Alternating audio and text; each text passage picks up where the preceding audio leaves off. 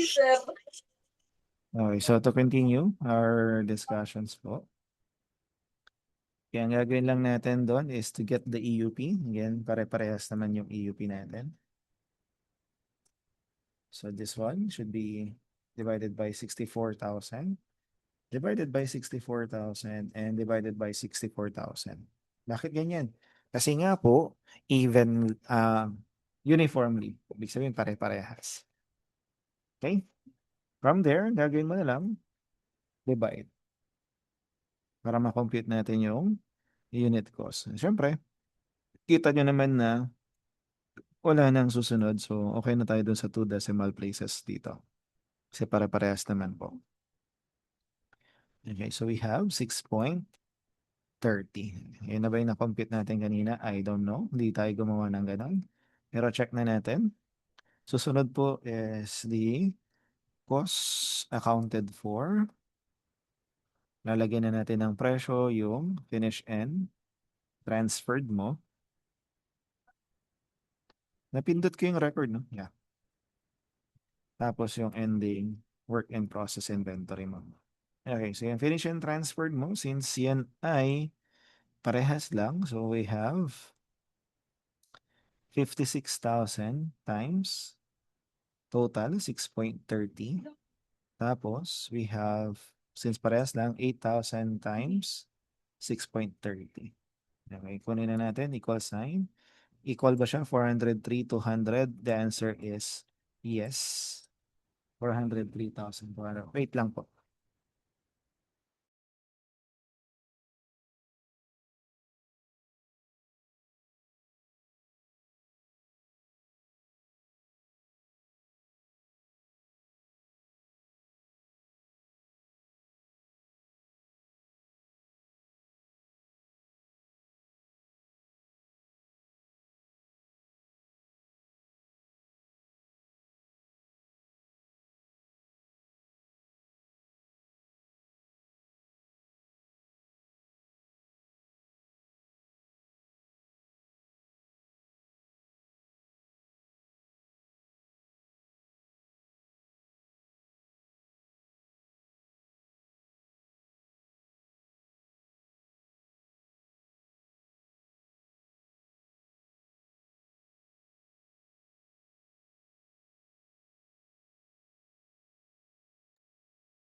Sir, di po kayo makinig.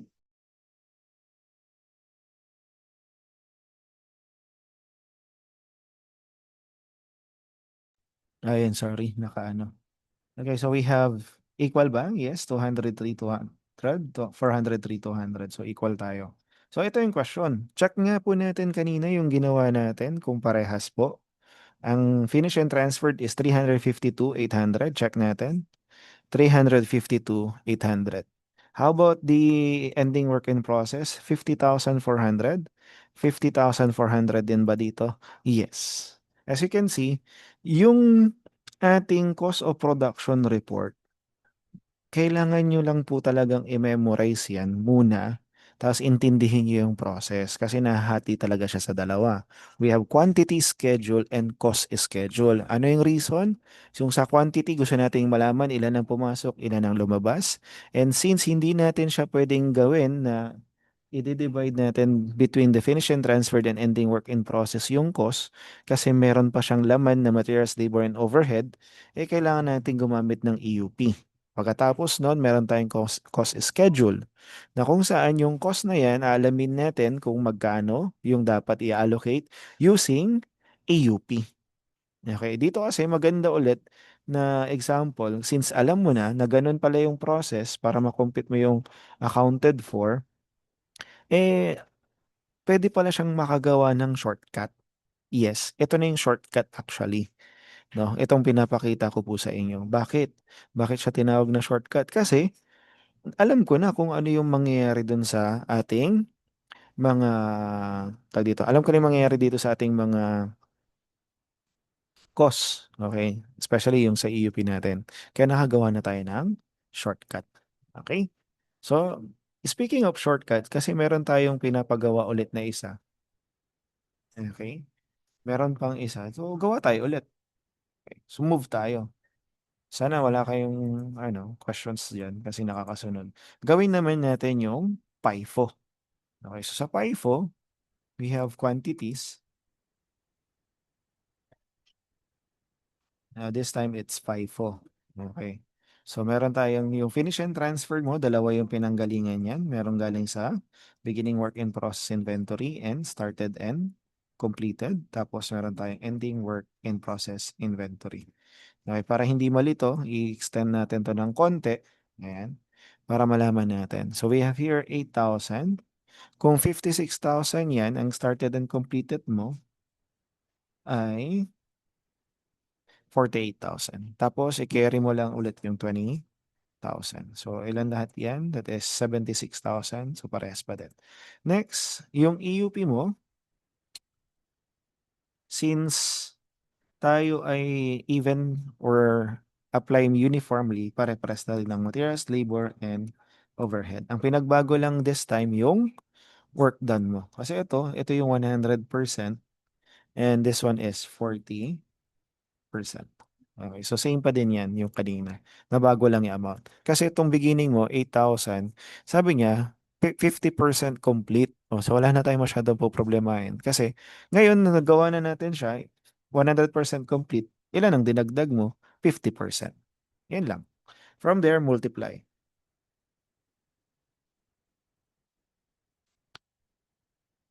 So ang EUP, total EUP na gagamitin mo is 60,000. Ngayon, magsasagot na ako. Okay, magsasagot na ako. Since pare-parehas lang naman yan, madali na lang bang gumawa? Yes. Okay, ang gagawin ko na lang po ay ganito. 4,000 divided by 60,000 times 403,200. Ito naman, 48,000.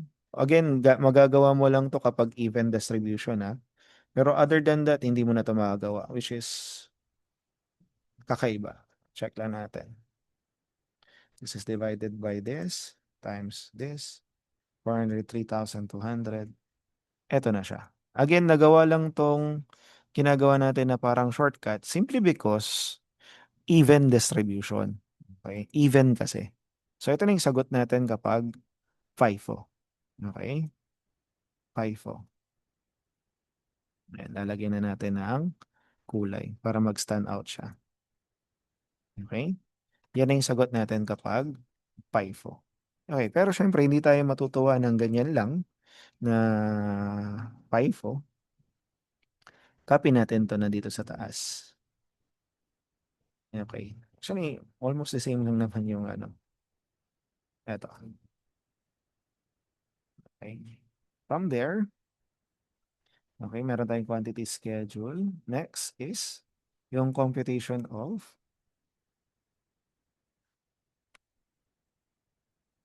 EUP. Yung computation of EUP natin, ito na yun. Ito na yun. Yan na talaga yun. Kaya lang, kung gusto mo ng paisa-isa, okay lang naman. Pero wag na. Kasi dire-diretso naman, pare-parehas na rin. 'Di ba? Tapos, or gusto niyo isa-isa? Ano ba yung ginawa ko kanina? Hindi. Inisa-isa ko na. Kasi waste of time. Kasi alam mo nang pare-parehas, babaguhin mo pa. Okay, tapos meron tayong cost schedule. Eto. Ayan. After the cost schedule is computation of unit cost. Okay, so dito sa computation of unit cost, this is cost this month. So makikita niyo po kung magagawa natin yung mga kalokohan na pinagagawa natin. Ayan. So dito po, meron tayong materials, labor, and overhead.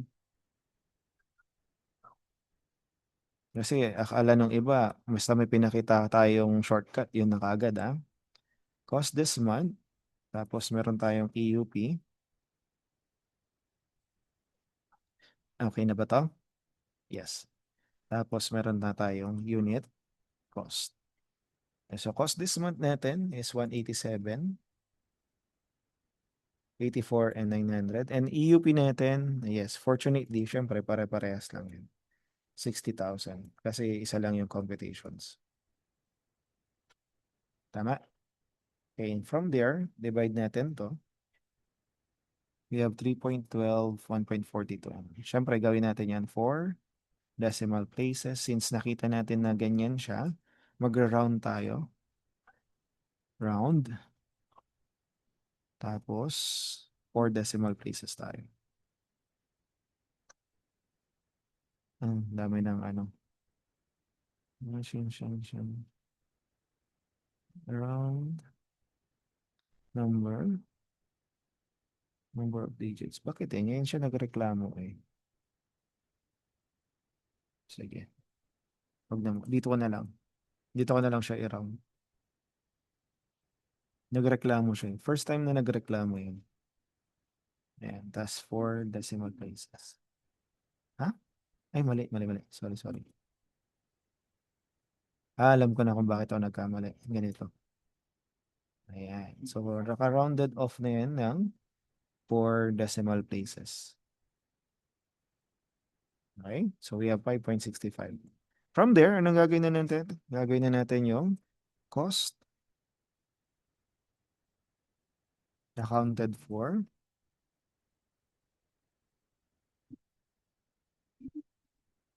Meron tayong finish and transferred. Meron tayong beginning work in process inventory. Cost last month, kunin na natin. Cost last month natin was 64,200. Tama? And yung cost this month niya, magkano? Okay. Yung EUP niya, which is 4,000 times 5.650. Bakit yan na? Kasi parehas. Yes po, parehas silang lahat, di ba? So, meron tayong sum nito. Okay? Tapos meron tayong started and completed. Magkano yung started and completed natin? 48. Yes. So, copy ko na lang to. 48 times.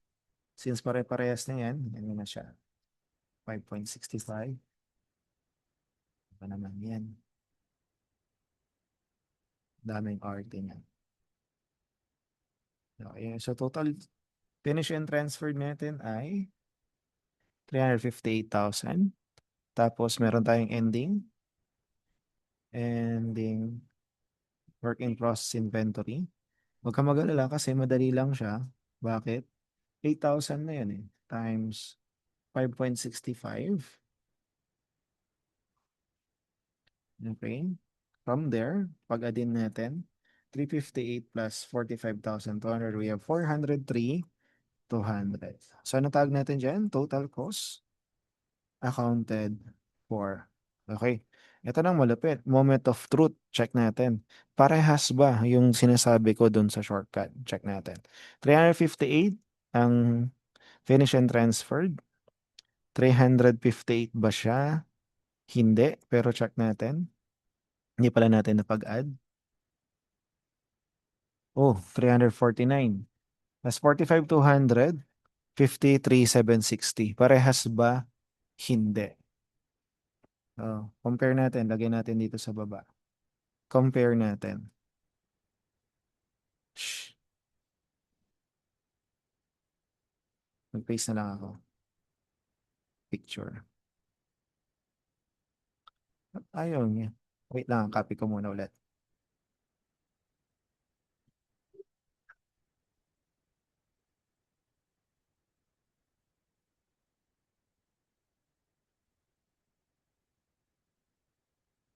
Ayan. Parehas ba sila? Hindi po. So, tingin ninyo, alin ng tama dyan? Etong option A na shortcut or yung option B? Anong tama dyan? Pakilagay nga yung sagot sa chat box. Tapos, bakit kaya mali yung isa?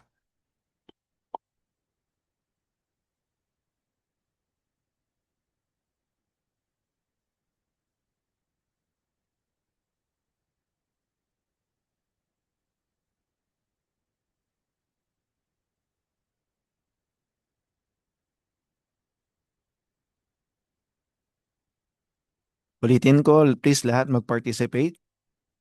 Alin ang tama, yung A or yung B?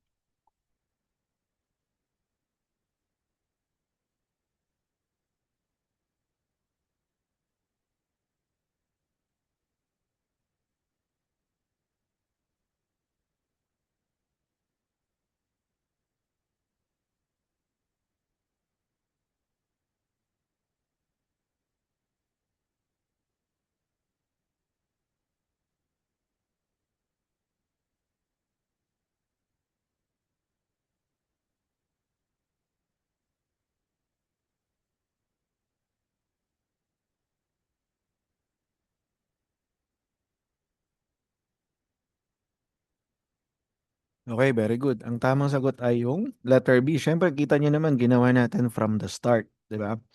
So, itong shortcut na to na pinakita ko sa inyo, hindi ba natin magagawa?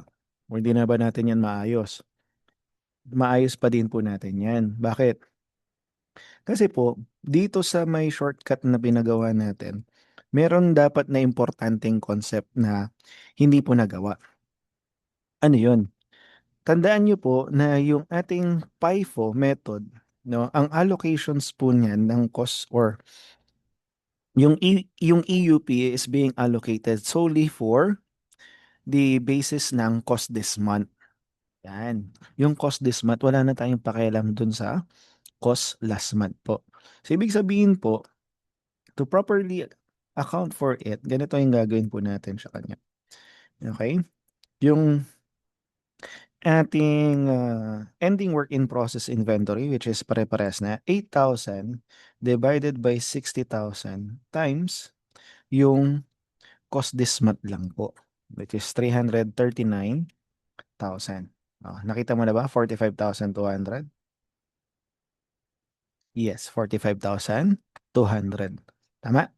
Tapos, yung, sorry, going back, yung finish and transferred mo, I started and completed mo, same lang, 48,000 divided by 60,000 times yung 339. Yung cost this month lang. Okay. So, kulang pa ba? 271. Check nga natin. 271,200 ba yung lumabas? Yes. Ito na siya. 271,200. Tapos, yung beginning mo, okay, medyo ano to, mahaba. 4,000 divided by 60,000 times 339. Tama? Plus, yung 64,200. Kasi di ba sa kanya yan naka-assign. Okay. So, we have 86,800. 86,800 ba? Yes. So 358 ba yung total? Yes po. So we have 358 and 45,200. So that's the main difference again between FIFO. So binura ko na to. Ayan. So that's the main difference between weighted average and FIFO. Maliwanag po. Okay? Main difference ng weighted average and FIFO. So, pwede na bang makapag-create ng shortcut? Yes.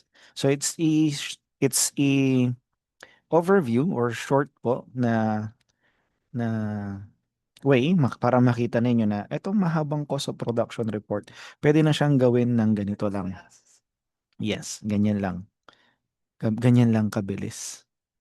Okay, pero syempre, hindi mo magagawa yan kung hindi mo naintindihan yung process. So, yun yung reason kung bakit pinapakabisado ko sa inyo yung cost of production report at yung step-by-step process. Kung hindi mo pa ginagawa yan, sorry na lang. 'Di ba? Hindi mo magagawa ito, mga shortcut natin. Okay? Stop share ko na. And so with that, any questions po? No? Hindi ko na muna itutuloy yung 6-3 kasi assignment mo na dapat yan. Lahat yan nga dapat nasagutan nyo na eh. And I'm only waiting for you guys to ask for the answers. Pero I think masyado kayong busy sa ewan ko kung anong ginagawa ninyo. Okay? So I hope you have ano dito, understanding na siguro, no? Ang dami na natin example doon sa process costing. So, yung assignment mo lahat nung natitirang problem hanggang doon sa multiple choice.